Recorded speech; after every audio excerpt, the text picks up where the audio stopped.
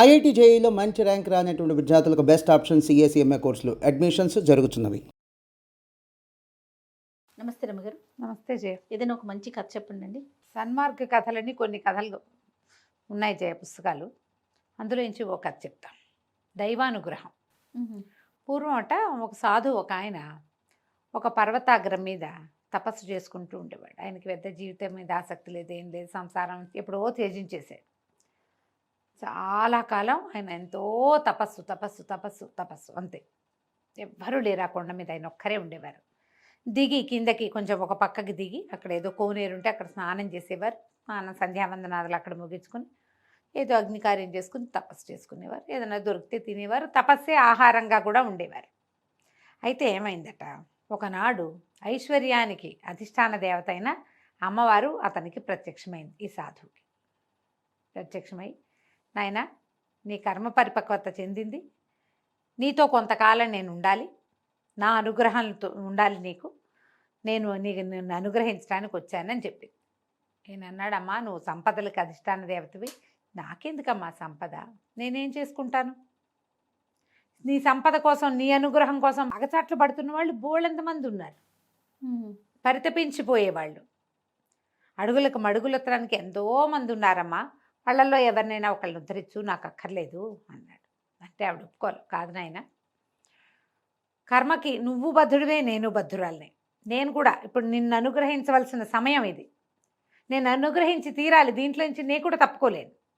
నువ్వు ఇంత తపస్సు చేసావు, నిన్ను నేను అనుగ్రహించాలి, కాబట్టి నన్ను నీతో ఉండనివ్వు, నేను నీతోటే ఉంటాను, నీకు చాలా అనుగ్రహం లభిస్తుంది, నాది నీకు సంపద వస్తుంది, రాజానుగ్రహం లభిస్తుంది, చాలా గౌరవ మర్యాదలు లభిస్తాయి, అద్భుతమైన జీవితం ఉంది నీకు అన్నది. నాకు అవేం వద్దమ్మా అన్నాడు. వద్దన్నా సరే అవి ఉంటాయి నాయన, అంతేను, నేను నీతోటే ఉంటాను. ఈయన నవ్వొచ్చింది, అతనికి సంతోషించాడు. సరేలేమ్మా, నీ అనుగ్రహాన్ని నేను ఎందుకు కాదనాలి, అయితే ఏనాడైతే నా మీద నుంచి నీ అనుగ్రహం తప్పిపోతుందో ఆనాడు నాకు తెలియజేయమ్మా అని చెప్పాడు. అలాగేనని దేవి అంతర్ధానం చెందింది. మర్నాడు ఈయన కొండ మీద నుంచి దిగి కోనేటిలోకి వచ్చాడు. స్నానం చేసి వెళ్తుంటే రాయి ఇట్ట బద్దలై ఆయన చూస్తుండగా అందులో నుంచి ఒక గిన్నె ఇంత పాత్ర, దాని నిండా బంగారం కనపడింది. ధనం లభిస్తుందని చెప్పింది అమ్మ, కనపడింది. ఆయనకి నవ్వొచ్చింది. ఎందుకు, నాకు ఏం చేసుకుంటా నేను, దాంతో తినేది లేదు, తాగేది లేదు, కట్టుకునేది లేదు, అనుభవించేది లేదు, ఎందుకు నాకు ధనం? దాన్ని పక్క నుంచి తప్పుకొని పైకి వచ్చేది. సాయంకాలం ఆయన తపస్సు అది అయిపోయాక వచ్చి ఆ గుహలో నుంచి బయటకు వచ్చి ఒక రాయి మీద కూర్చున్నాడు. ఆయన అట్లా కిందకు చూస్తుంటే దూరంగా రాజమహలు అవి కనపడుతున్నాయి. ఈయనకు ఒక లోపల నుంచి ఒక సరదా వచ్చింది, అమ్మ అనుగ్రహం ఏమిటో చూద్దాం. ఇంకా పొద్దునేమో బంగారం కనపడింది, మనకు అక్కర్లా. ఇంకా ఆవిడ చెప్పింది కదా, రాజాశ్రయం, రాజానుగ్రహం, ప్రజలు నేను జేజేలు పలుకుతారు, అడుగులకు మడుగులొత్తుతారు, ఏమిటో అది చూద్దామనుకున్నాడు. దిగి నడుచుకుంటూ వెళ్ళిపోయాడు. ఆ కొండంతా దిగి నడిచి మర్నాడు పొద్దున రాజుగారు సరిగ్గా లోపల సభ తీరి ఉండగా లోపలికి వెళ్ళాడు. ఈయన అలా లోపలికి వెళ్ళాడు సభలోకి. జనాలు చాలామంది కూర్చున్నారు. రాజుగారు తన సింహాసనం మీద ఉన్నాడు. ఎవరో మహానుభావుడు తేజస్వి నడిచొస్తున్నాడు, వచ్చాడు లోపలికని.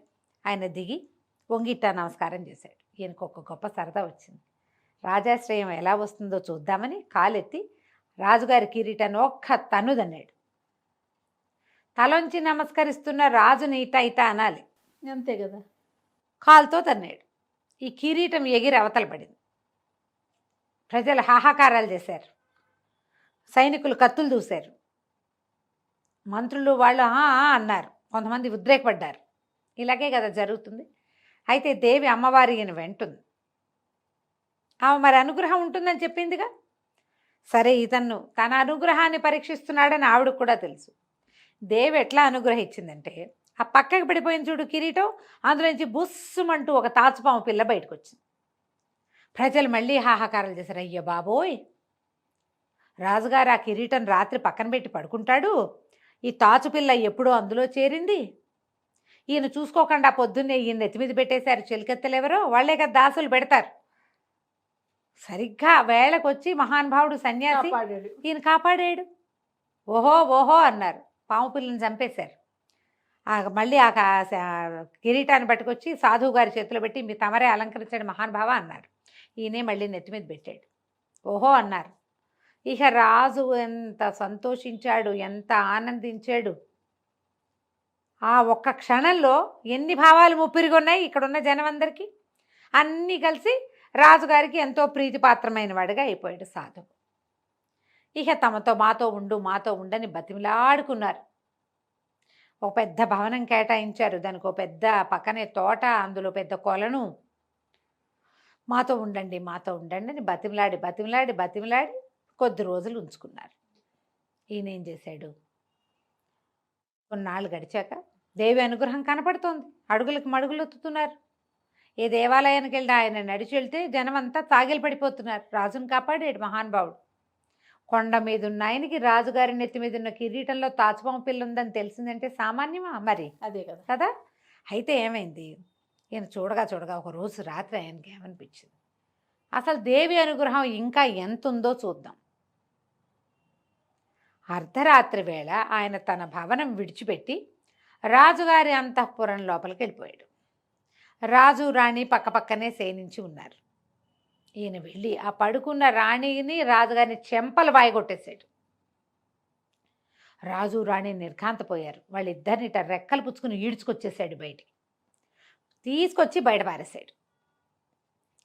కాపలా వాళ్ళు పరిగెత్తుకొచ్చారు, అంతఃపుర రక్షకులు పరిగెత్తుకొచ్చారు, తృతీయ ప్రకృతులు కూడా ఉంటాయి, వాళ్ళంతా కూడా వచ్చారు, ఈటలు బారు చేసి పరిగెత్తుకొచ్చారు ఏదో జరిగిపోతుందని. ఇంతలో ఏమైంది, దేవి అనుగ్రహం ఈ ఏ భవనంలో అయితే రాజు రాణి పడుకుని ఉన్నారో అది కూలిపోయింది. ప్రజలంతా ఓహో అన్నారు. మళ్ళీ బాగుంది.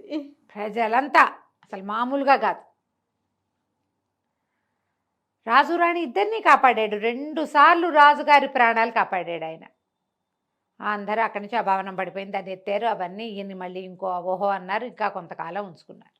సరే, ఒకరోజు ఏమైంది, ఈయన తోటలోకి వెళ్ళాడు. వెళ్తే ఒక చక్కటి పసుపచ్చటి మామిడి పండు ఒకటి కనపడింది ఆయనకి. వెళ్ళి ఆ పండు కోసి పండు చేత్తో పుచ్చుకుని అటు ఇటు తిరుగుతుంటే రాజుగారు వచ్చి పొద్దున్నే దండం పెట్టాడు. మధ్యాహ్నం ఏమో అయిందిలే, దండం పెడితే ఈయన ఆ పండుని చేతిలో పెట్టాడు. ఈయన అదేదో ప్రసాదంగా భావించి రాజుగారు ఆ పండుని కళ్ళకద్దుకుని తీసుకుపోయాడు. మర్నాడు తింటాడు. చీకటి పడింది. సాధువుకి కల్లో కనపడింది అమ్మవారు. నాయన, నా అనుగ్రహం సమయం అయిపోయింది, నేను వెళ్ళిపోతున్నా, ఇంకా నేను నీతో ఉండట్లేదు చెప్పి. సరేననుకున్నాడు. పొద్దున్నే ఈయన లేచాడు. రాజుగారు కూడా ఉదయకాల స్నానం సంధ్య ముగించుకుని సాధువు గారు ఇచ్చిన మామిడి పండుని కొరికాడు. ప్రసాదం కదా, స్నానం ముగించుకుని తిందామనుకున్నాడు. ఎప్పుడైతే అది కొరికాడో అందులో ఏం విషం ఉందో తెలీదు. రాజుగారు కళ్ళు తిరిగి పడిపోయాడు. చేతులు అవి నీలంగా అయిపోయినాయి, పళ్ళు అవి రంగు మారిపోయినాయి. గందరగోళం నెలకొంది. రాణిగారు కేకలు పెట్టింది. సైనికులు పరిగెత్తారు, చెలికత్తెలు పరిగెత్తారు, వైద్యుల్ని పిలిచారు. ఈయన మీద విషప్రయోగం జరిగింది అని బయటపడింది. ఎక్కడిది విషప్రయోగం? పండు ఎక్కడిది? మామిడి పండు గురువు గారు ఇచ్చాడు. అంతే. వెంటనే వాళ్ళకి ఏమనిపించింది, 2 సార్లు కాపాడితే ప్రాణాలు ఆయన నెత్తి మీద పెట్టుకునేసరికల్లా ఆయన ఈ రాజ్యం హడపాయించేయాలని చూశాడు. రాజుకి తనని నమ్మించి విషప్రయోగం చేయబూనాడు. చంపేయండి, పెడరెక్కలు వెరిచి పట్టరండి సాధువుని అన్నారు.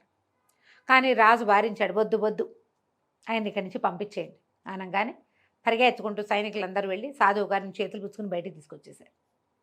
కొండ దాకా తీసుకెళ్ళి విడిచిపెట్టారు. ఈ మంత్రి చెప్పాడు, ఏ సాధు, నీ వల్ల రాజు 2 సార్లు బతికాడని నిన్ను క్షమించి వదిలిపెడుతున్నాం, లేకపోతే నిన్ను అక్కడే అంతఃపురం దగ్గరే హతమార్చేసేవాళ్ళం. మళ్ళీ కొండ దిగి రావద్దు, మా రాజుగారి దగ్గరికి నువ్వు రావద్దు, వెళ్ళిపో. ఆయన నవ్వుతూ తన దారిని తన కొండెక్కి వెళ్ళిపోయాడు. భగవద్ అనుగ్రహం ఉంటే ఇలా జరుగుతుంది. ఎప్పుడైతే ఆ కాస్త అనుగ్రహము తప్పిందా అంతే సంగతి. అంతే. అనుగ్రహ శక్తి ఇలా ఉంటుంది. దేవుడు నిన్ను పూనుకున్నాడా, పూనుకుంటాడు. ఎప్పుడైతే ఆయన తన చెయ్యి నీ నెత్తి మీద నుంచి తీసేశాడో ఇంకేముంది, నీ ప్రమేయం లేకుండానే నువ్వు తప్పుల దారిలో పడిపోతావు. నువ్వు ఎన్ని తప్పులో చేసేస్తావు, ఎన్ని పొరపాట్లో చేస్తావు, ఎన్ని రకాల అగచాట్లో పడతావు. దైవానుగ్రహం అలాంటిది. భగవంతుడు ఉంటే చాలు. దీనికి తార్కాణంగా ఏం చెప్పారంటే ఆ కథలో, పాండవులు ఎన్నిసార్లు ప్రాణాపాయ స్థితిలోకి వెళ్ళారు. కానీ భగవానుడైన కృష్ణుడు వాళ్ళతోటి ఉండటం వల్ల అవును. తక్కువ మంది ఉన్నా కూడా వాళ్ళు యుద్ధాలు జయించారు. ఎంతో లౌకికమైన శక్తియుక్తులు ప్రజ్ఞాపాఠవాలు కలిగినటువంటి దుర్యోధనుడు దైవశక్తి ఆనుకూల్యత లేకపోవటం వల్ల ఓడిపోయాడు, మరణించాడు. అవును. అదే పాండవులు కృష్ణ నిర్యాణానంతరం వాళ్ళ శక్తి మొత్తం పోయింది. కృష్ణుడు వెళ్ళిపోయాక అంతే. అర్జునుడు కృష్ణుడి భార్యల్ని మనకి హస్తినాపురానికి తీసుకొస్తే ఎవరిని దస్యులు వాళ్ళు వీళ్ళు భిల్లులు వెంట పడితే వాళ్ళని జయించలేకపోయాడు ఆయన. గాంధీవం పనిచేయలే అతనికి, ఏమీ చేయలేక లేదు. ఆ దైవ బలం మన పక్క నుంచి తప్పిపోయిందా ఇక మనం చేసేదేమీ లేదు.